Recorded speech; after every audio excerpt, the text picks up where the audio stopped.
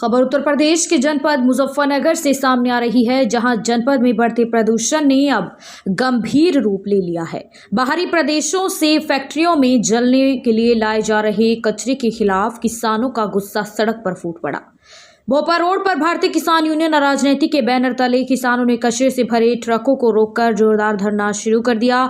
किसानों का कहना है कि यह कचरा बेहद खतरनाक और जहरीला है, जिसे फैक्ट्रियों में जलाने के से इलाके की हवा जहर बनती जा रही है।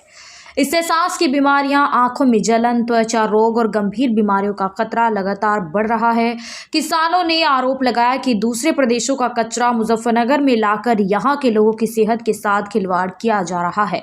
धरने पर बैठे किसानों ने साफ शब्दों में कहा कि प्रशासन की जानकारी के बिना इतने बड़े पैमाने पर कचरे के ट्रक जनपद में कैसे प्रवेश कर रहे हैं, यह अपने आप में बड़ा सवाल है। अगर यह कचरा समय रहते नहीं रोका गया तो आने वाले दिनों में हालात और भी भयावह हो सकते हैं।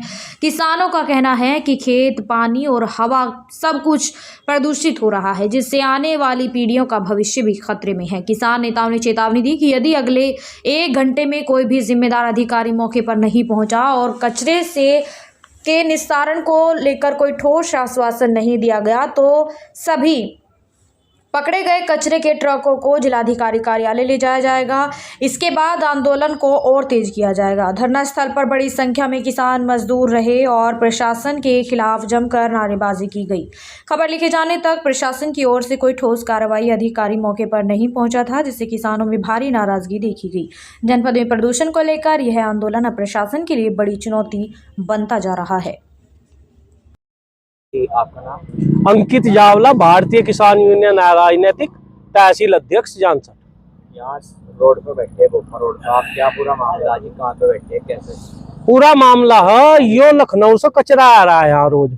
यो कई दिन से मुद्दा चल भी रहा, लेकिन जितना मुद्दा ये उछल रहा है उसके हिसाब से कार्रवाई नहीं हुई। हम भी कल से इसके चक्कर में थे कि भाई हम भी देखेंगे यहाँ कोई समाधान हुआ या नहीं हुआ। तो हम रात भी यहाँ 9 बजे तक रहे, लेकिन रात हमें कुछ नहीं मिला। तो हम सुबह 5 बजे से फिर यही हैं। तो हमें ये 10 गाड़ियां तो हमने पकड़ ली, बल्कि 10 गाड़ियां हमारे से निकल गई। तो आज हम इन गाड़ियों को यहाँ पकड़ो खड़े कचरे की, ये लखनऊ से और दिल्ली से आई हुई।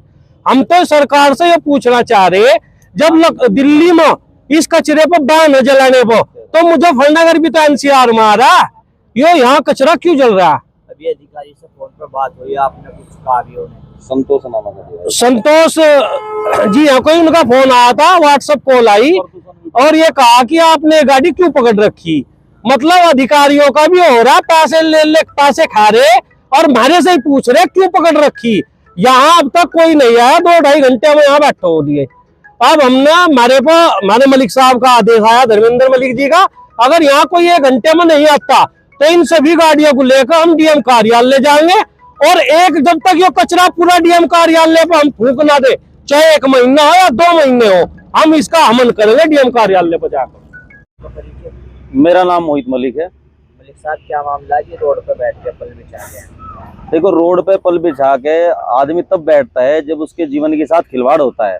सबसे पहला जीवन के साथ खिलवाड़ ये हो रहा है कि मानव अपने स्वास्थ्य को लेकर बड़ा ही चिंतित होता है, लेकिन जब आला अधिकारी, यहाँ के प्रदूषण के अधिकारी पैसा लेने के बावजूद इन व्यक्तियों को, इस समाज को मौत की राह पर धकेलने का कारण करते हैं, तो बनता है कि भारतीय किसान यूनियन राजनीतिक सड़कों पर आंदोलन करेंगे। और ये आज शुरुआत है, और जैसे कि भी छोटे बहन की ने कहा है, अगर 1 घंटे के बाद कोई अधिकारी नहीं आता है तो इसका परिणाम इन्हें भुगतना पड़ेगा।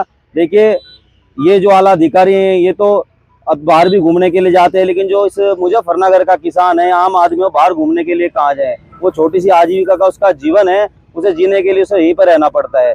तो जैसे कि AIQ आज हम देख रहे हैं कि दिल्ली से भी ज्यादा मुजफ्फरनगर के अंदर है, और अभी छोटे भाई ने बताया कि NCR का हिस्सा है।